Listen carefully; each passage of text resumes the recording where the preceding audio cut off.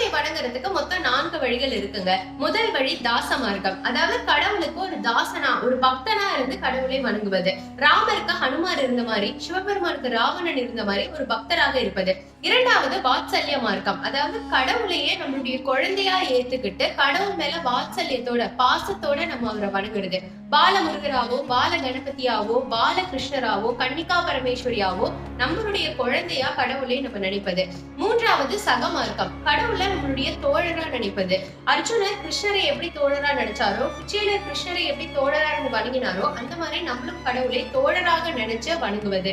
நான்காவது சத்புத்திர மார்க்கம். கடவுளை நம்மளுடைய அப்பா அம்மாவா நினைச்சு நம்மளாம் கடவுளுடைய குழந்தைகள்ங்கிற பாவனையில கடவுளை வணங்குவது. மீனாட்சிய தாயாகவோ, சிவபெருமான தந்தையாகவோ, பெருமாள தந்தையாகவோ, தாயார தாயாகவோ, அவங்கள தாய் தந்தையா நினைச்சு நம்மள குழந்தைகளா நினைச்சு வணங்குறது.